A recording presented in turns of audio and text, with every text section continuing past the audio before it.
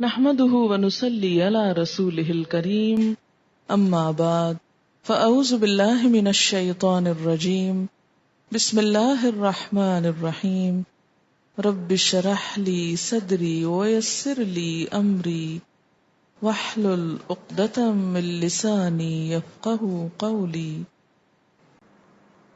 وقال الملك، بادشاہ نے کہا، انی ارا 7 بقرات سمان، میں نے خواب میں دیکھا. ارا کا یہاں انڈرسٹوڈ ہے کہ خواب میں دیکھا ہے کہ 7 موٹی گائیں ہیں جن کو 7 دبلی گائیں کھا رہی ہیں.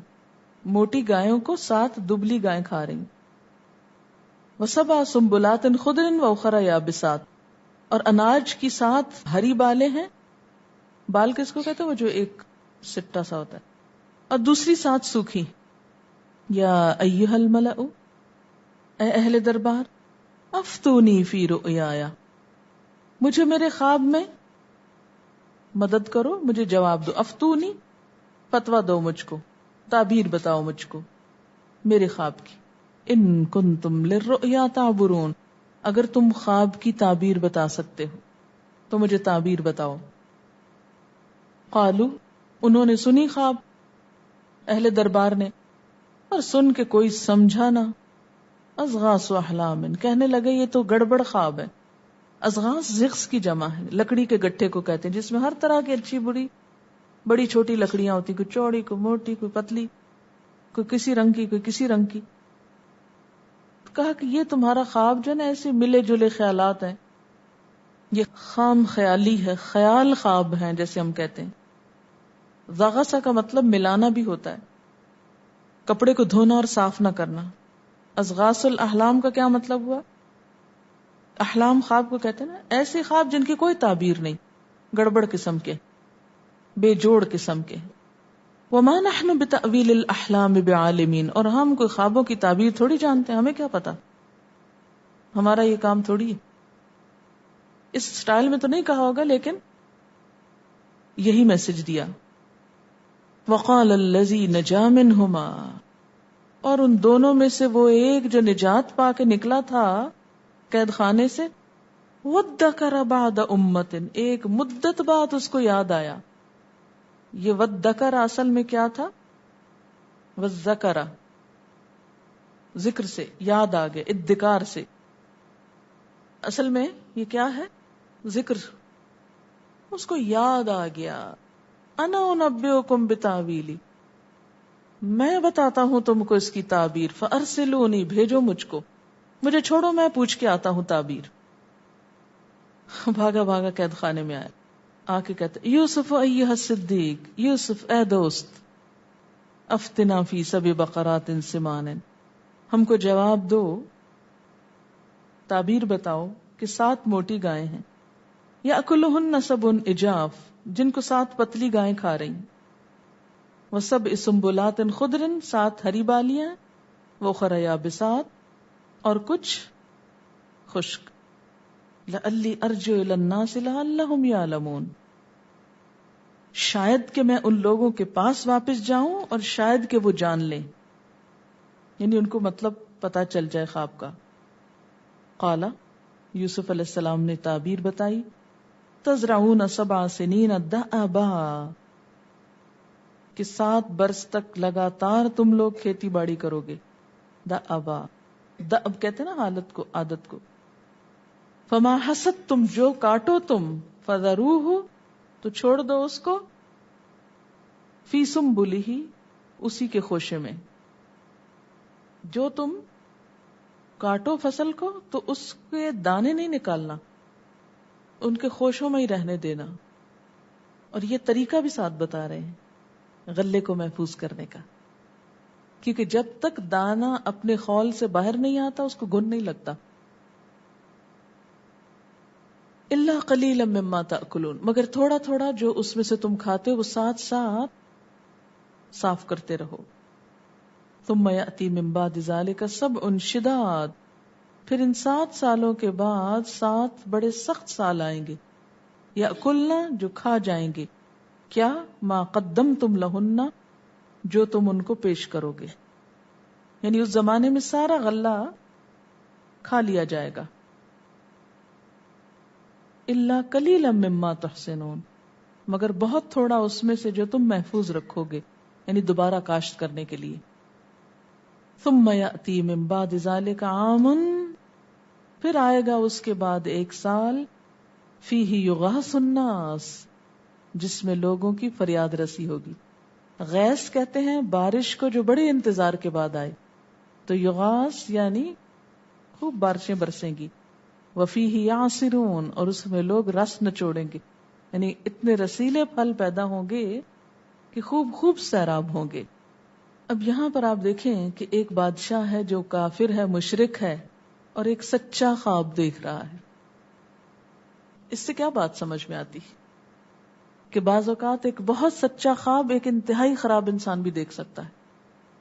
اس کے لیے کچھ ضروری نہیں کہ جس کو سچا خواب آئے وہ بہت ہی نیک انسان بھی ہو. ٹھیک ہے، نیک انسان سے جو زندگی میں سچ بولتا ہوگا اس کا خواب بھی سچا ہو سکتا ہے، لیکن ایک شخص جو کافر ہے، خدا کو نہیں مانتا، آخرت کو نہیں مانتا، کیونکہ اسی قوم کا ذکر پیچھے گزرا ہے نا یوسف علیہ السلام کی زبان سے، اور وہ خواب بالکل واضح دیکھ رہا ہے.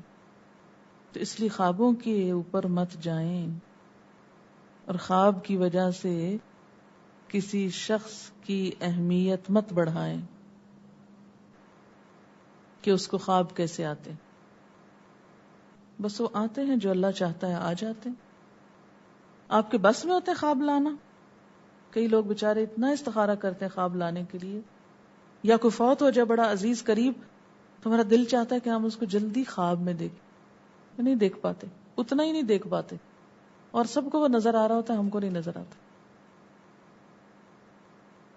اور اس سے یہ ایک اور بات یہ پتہ چلتی کہ بہرحال خواب کی تعبیریں بھی ہوتی ہیں، اور ہر شخص نہیں جانتا ہوتا، خاص علم والے، غور و فکر کرنے والے ہی جانتے ہوتے ہیں.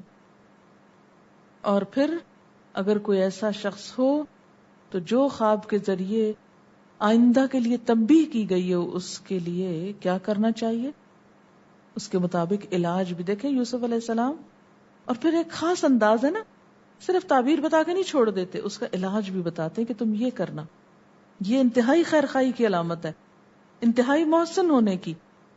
مثلا کوئی شخص آپ کو آ کے کہتا ہے میں نے خواب میں یہ دیکھا ہے، تو آپ اس کو اگر تعبیر بتا رہے ہیں اور تعبیر میں ذرا سی کوئی تکلیف دہ بات ہے، تو ساتھ ہی آپ اس کو بتائیں کہ دیکھو صدقہ کرو، یا تم اپنے اس طریقے کو بدل لو، یا یہ کام چھوڑ دو، یا اسی قسم کی اور باتیں.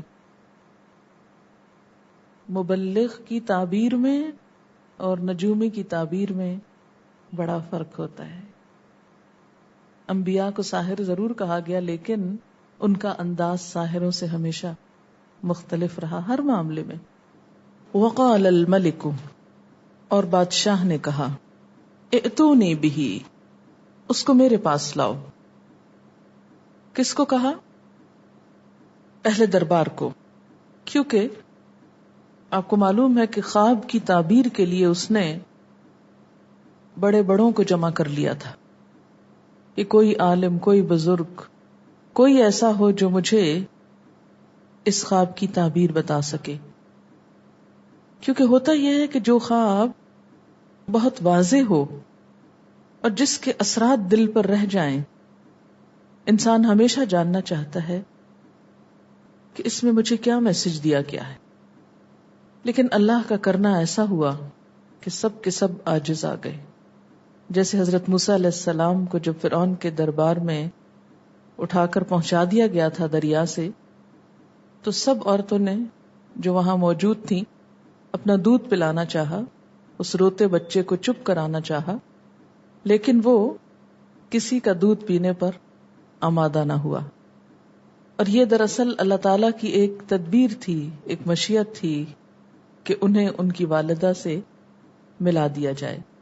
اسی طرح یہ بھی اللہ تعالیٰ کی ایک تدبیر تھی کہ یوسف علیہ السلام کو اس مشکل سے نکالا بھی جائے اور اس کے ساتھ ساتھ بلند مقامات تک پہنچایا جائے، کہ ہر طرف سے لوگ سمٹ کر آ جائیں، اکٹھے ہو جائیں اور اپنے علم میں، قابلیت میں عاجز ہو جائیں، اور پھر اس کے مقابلے میں یوسف علیہ السلام کو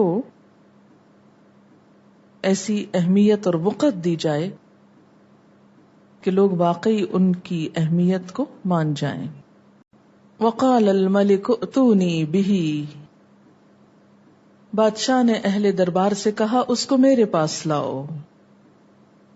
فلما جاءہ الرسول، تو جب اس کے پاس یعنی یوسف علیہ السلام کے پاس ایلچی آیا، پیغام لے کر آنے والا آیا کہ بادشاہ بلا رہے ہیں، قال، تو یوسف علیہ السلام نے کہا، ارجع الی ربک، اپنے آقا کے پاس واپس جاؤ، میں ابھی نہیں آتا، میرا جیل سے نکلنا ایک شرط کے ساتھ ہے. اور وہ کیا؟ کہ جاؤ فاسألہ، پوچھو اس سے. کیا پوچھو؟ ما بال النسوۃ اللاتی قطعن ایدیہن، کیا حال ہے ان عورتوں کا، ان خواتین کا جو اپنے ہاتھ کاٹ بیٹھی تھی، کیا وہ ابھی تک اسی حال میں ہیں یا ان کی سوچ کچھ بدل چکی ہے؟ ان ربی، بے شک میرا رب تو بکیدہن علیم، ان کی چال کو جانتا ہے. لیکن میں یہ چاہتا ہوں کہ جس الزام میں مجھ کو یہاں بھیجا گیا تھا وہ الزام دھلنا چاہیے. انہوں نے ایسا کیوں چاہا؟ اور فوراً ہی اجازت ملتے ہی یا بلاوا آتے ہی، اور وہ بھی بادشاہ کا بلاوا آتے ہی، بے سوچے سمجھے جیل سے کیوں نہ نکل آئے؟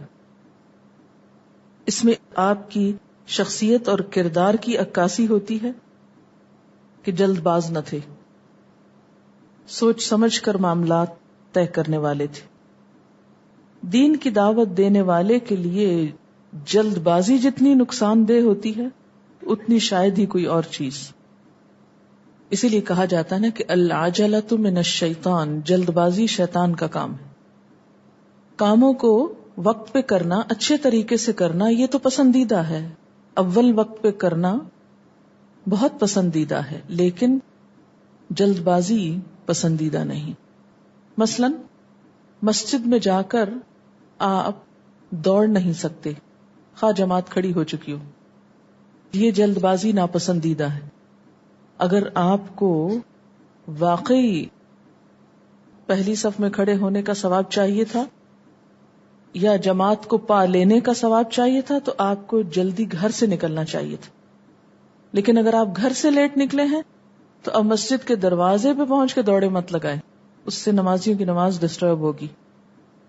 اب ایک طرف کیا کہا گیا کہ اول وقت کی نماز افضل ہے اور پہلی تکبیر پہ پہنچ جانا افضل ہے، لیکن دوسری طرف کیا کہا گیا کہ دوڑ کے نہیں آؤ، اب بھگدڑ نہیں مچاؤ. تو یہی فرق ہے دراصل وقت پہ کام کرنے کو اور جلد بازی کرنے میں. ہمارا حال عموماً یہ ہوتا ہے کہ ہم خرگوش کی طرح سوئے رہتے ہیں اور جب آنکھ کھلتی ہے تو پھر چھلانگے لگانا چاہتے ہیں، وقت پہ کام نہیں کرتے. تو جو شخص خاص سلو ہو لیکن مستقل مزاجی کے ساتھ کام کر رہا ہو وہ بالآخر کامیابی کی منزل کو پہنچ جاتا ہے اور بہت سے تیز چلنے والوں سے بھی آگے نکل جاتا ہے. انسان کی قابلیت صرف اس کی بہت اچھی ذہانت میں، اس کی تعلیم میں اور اس کی اور کچھ خوبیوں میں ہی نہیں، اس کی کامیابی اس کی حکمت اور سمجھداری میں بھی ہے، اور یہ بھی ضروری ہے. یوسف علیہ السلام ان ساری خوبیوں کا مجموعہ نظر آتے ہیں جو ایک داعی کے اندر ہونی چاہیے، کہ نہ تو تکلیف پر آہو فغاں چیخنا چلانا. انہوں نے وہ 3 دن کنویں میں رو رو کے نہیں گزارے، کوئی ایسی رپورٹ نہیں ملتی کہ جب بچہ نکالا گیا تو وہ رو رو کے نڈھال تھا. نہیں، اتنی بڑی آفت کے باپ سے دور کر کے کنویں میں پھینک دیا گیا، اور وہ اس وقت کوئی 40s میں بہت سمجھدار متحمل بردبار نہیں تھے، وہ ٹین ایجر تھے. ہم عموماً غلط کام کر کے کیا تعویل کرتے ہیں، ہم چونکہ ٹین ایجر ہیں اس لیے ہماری تو ریکوائرمنٹ ہے کہ ہم بدتمیزی کریں، بد اخلاقی کریں، ہر غلط کام کریں. یہ ایک بہت خوبصورت نام دے دیا گیا ہے غلط کاموں کو ڈھانکنے کا. محمد بن قاسم بھی ٹین ایجر تھا جب اس نے سندھ فتح کیا تھا. تو آج کے ٹین ایجرز اپنے آپ کو صرف غلط کاموں کے لیے ہی کیوں جسٹیفائی کریں؟ بعض لوگ بڑی عمر کو پہنچ کر بھی جلد بازیاں نہیں چھوڑتے اور بعض شروع سے ہی متحمل مزاج ہوتے. حضرت ابراہیم علیہ السلام کی بھی یہی صفت بتائی گئی تھی کہ حلیم تھے، حلم والے، متحمل مزاج. اور دین میں اور تبلیغ میں خاص طور پر یہ نکتہ بڑا اہم ہے کہ جلد بازی نہ کی جائے. پھر آپ دیکھیں کہ ان پہ مصیبتوں پر مصیبتیں آئیں. کوئی بے صبرا پن، کوئی چھچورا پن، کوئی چیخنا چلانا اور کوئی ایسی حرکت کرنا نظر نہیں آتا جو ان کی شخصیت کو مسخ کرے. اور اب جب جیل سے نکالے جانے کا پیغام آ رہا ہے، بادشاہ بلا رہا ہے، خوشی کی بات ہے، عزت کی بات ہے، تو بھی کوئی جلد بازی اور چھچورا پن نہیں اور کوئی آپے سے باہر ہونا نہیں. ہمارا حال بالکل الٹ ہوتا ہے. اذا مسہ الشر جزوعا، اذا مسہ الخیر منوعا. مصیبت آتی ہے جزا فضا شروع کر دیتے ہیں، خیر ملتی ہے تو اپنے تک ہی روک لیتے ہیں. بہرحال انہوں نے کہا کہ جاؤ واپس اور ذرا پوچھ کے آؤ کہ وہ ان عورتوں کا کیا حال ہے جنہوں نے اپنے ہاتھ کاٹے تھے، کیونکہ انہیں اپنے کردار کی صفائی بھی پیش کرنا تھی کہ جس وجہ سے جیل بھیجا تھا اگر وہ وجہ ہی نہیں ختم ہوئی تو پھر باہر کس لیے بلاتے ہو. اور ان کو اپنی اہمیت کا بھی پتا تھا کہ اب میں ان کی ضرورت بن چکا ہوں. بادشاہ نے پھر انویسٹیگیشن کرائی، پوچھا قال ما خطبکن، کیا معاملہ ہے تمہارا؟ خیطب خاطب، معاملہ بات چھوٹی ہو یا بڑی، عموماً امر مکروہ یا امر عظیم کے لیے آتا ہے، ناپسندیدہ چیز کے لیے بھی استعمال ہوتا ہے. حضرت ابراہیم علیہ السلام کے پاس جب وہ فرشتے آئے تھے تو انہوں نے کیا کہا تھا؟ قال ما خطبکم ایھا المرسلون، کیا معاملہ ہے تمہارا اے بھیجے جانے والو، کیا پیغام لے کر آئے ہو، کھانا جو نہیں کھا رہے ہو. قال ما خطبکن، کہا کیا معاملہ ہے تمہارا؟ اذ راوتن یوسف عن نفسہ، جب تم نے پھسلانا چاہا تھا یوسف کو اس کے نفس سے. قلنا، کہنے لگی، حاشا للہ، پاکی اللہ کے لیے. یہ محاورتاً بول رہی ہیں، چاہے زبان محسوس کریں یا نہ. ما علمنا علیہ من سوء، ہم نے اس میں کوئی برائی نہیں دیکھی، ہم اس کے بارے میں کوئی برائی نہیں جانتے، ہمارے سامنے اس کی کوئی برائی نہیں ہے. اب آپ دیکھیے کہ وہی عورتیں جنہوں نے مل کر ایک سازش کی تھی باقی لوگوں کے ساتھ کہ یوسف علیہ السلام کو جیل خانے بھیج دیا جائے، کیونکہ یہ پیچھے آ چکا ہے نا کہ ثم بدا لہم، پھر ان کے لیے یہ بات ظاہر ہوئی یا ان کو یہ بات سمجھ میں آئی، من بعد ما رأوا الآیات لیسجننہ حتی حین. تو اس میں یہ سب کا مشورہ شامل تھا، یعنی صرف امرأۃ العزیز نے ان کو جیل خانے نہیں بھجوایا تھا. بہرحال اتنے میں عزیز کی بیوی بھی بول اٹھی.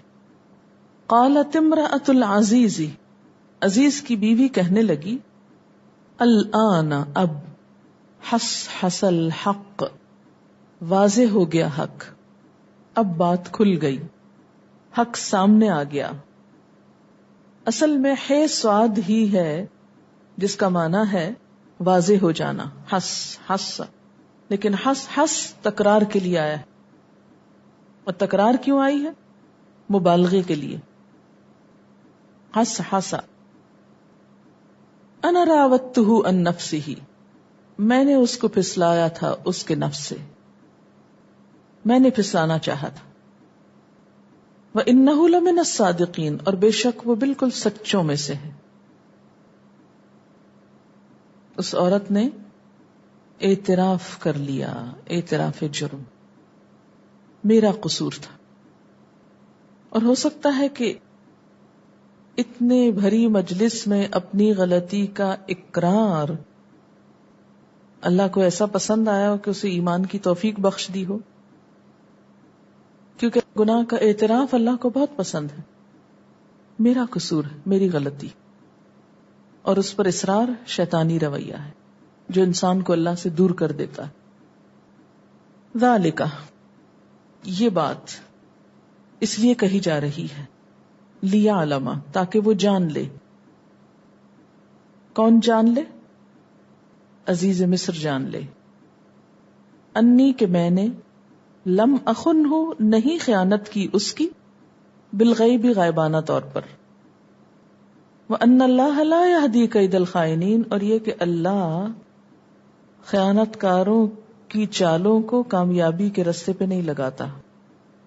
وما ابرئ نفسی، اور میں اپنے نفس کو بری نہیں کرتا. ان النفس لامارۃ بالسوء، کیونکہ نفس تو انسان کو برائی پہ آمادہ کرتا ہی رہتا ہے. الا ما رحم ربی، مگر جو رحم کرے میرا رب، یا جس پہ میرا رب رحم کرے. ان ربی غفور الرحیم، بے شک میرا رب غفور الرحیم ہے. یہ جملہ کس نے کہا؟ اس کے بارے میں دو آراء ہیں. پہلی رائے یہ ہے کہ یہ کنٹینیویشن ہے امرأۃ العزیز کے قول کی. قالت سے لے کے آگے سارا جملہ اسی کا کہا ہوا ہے، ان ربی غفور الرحیم تک. اور جو یہ تفسیر کرتے ہیں ان کا کہنا کیا ہے کہ چونکہ ایک ہی بات ہو رہی ہے تو اس صورت میں پھر معنی کیا ہوگا؟ ذالک لیعلم انی لم اخنہ بالغیب، تاکہ وہ جان لے، یعنی شوہر جان لے کہ میں نے اس سے خیانت نہیں کی تھی. اور خیانت کاروں کی چال تو سیدھا رستہ پاتی ہی نہیں، اور میں اپنے نفس کو بری ذمہ قرار نہیں دیتی، کیونکہ نفس تو انسان کو برائی پہ آمادہ کرتا ہے، مگر جو میرا رب رحم کرے، میرا رب بہت غفور الرحیم ہے. لیکن دوسری رائے یہ ہے کہ امرأۃ العزیز کا قول یہاں تک ختم ہو گیا، وَإِنَّهُ لَمِنَ الصَّادِقِينَ، کہ وہ سچوں میں سے ہے. اور یہ قول حضرت یوسف علیہ السلام کا ہے. اور زیادہ مناسب بات یہی لگتی ہے کہ الفاظ کا چناؤ اور بات ایسی ہے کہ جو ایک پیغمبر کے منہ سے ہی نکلی ہوئی معلوم ہوتی ہے. کس طرح کہ یوسف علیہ السلام نے یہ سب کچھ اس لیے انویسٹیگیشن کرائی، اپنے سے الزام اس لیے ختم کرایا، وہ جو چارجز تھے ان کو بند کرایا، تاکہ اس عورت کا شوہر بھی جان لے کہ یوسف علیہ السلام کا قصور نہیں تھا، اور سب لوگ یہ جان لیں کہ جو خیانت کرتے ہیں ان کی چالیں کامیاب نہیں ہوتی. اور یہ کہ میں اپنے نفس کو بری ذمہ نہیں کرتا. میں یہ نہیں کہتا کہ میں بہت نیک انسان ہوں اس لیے میں برائی سے بچ گیا. یہ تو میرے رب کا رحم ہے مجھ پر. رب کی شان اس انداز سے بیان کرنا یہ ایک نبی ہی کر سکتا ہے. ان ربی غفور الرحیم، بے شک میرا رب غفور الرحیم ہے جس نے مجھے برائی سے بچا لیا. اب سوال یہ ہے کہ یہ جملہ کیا خود پسندی کا جملہ ہے یا اپنی صفائی کا؟ اور حضرت یوسف کو اپنی صفائی کی ضرورت بھی کیوں تھی؟ کیونکہ کل ان کو تبلیغ کا کام کرنا تھا، انہیں نبوت دی گئی تھی، اب انہیں کھل کے لوگوں کے سامنے آنا تھا اور ان کی رہنمائی کرنا تھی. اب اگر ایک شخص کے اوپر ایک الزام ہے اور اس الزام کے ساتھ وہ اسلام کی دعوت اور تبلیغ کر رہا ہے تو اس کا زیادہ فائدہ نہیں ہوتا. داعی کی شخصیت اور اس کا کردار بالکل صاف ہونا چاہیے، بے داغ ہونا چاہیے. کیوں؟ اس لیے کہ جس انسان کو لوگ بندوں کے معاملے میں امانت دار نہ سمجھیں، اسے خدا کے معاملے میں امانت دار نہیں سمجھ سکتے. آپ صلی اللہ علیہ وسلم کو جو نبوت ملی تھی تو اس سے پہلے آپ کے اندر دو بڑی خوبیاں کون سی تھیں جس کا پورا معاشرہ اعتراف کرتا تھا؟ امانت اور صداقت. دین کے کام میں ان دو کوالٹیز کے بغیر کام نہیں چل سکتا.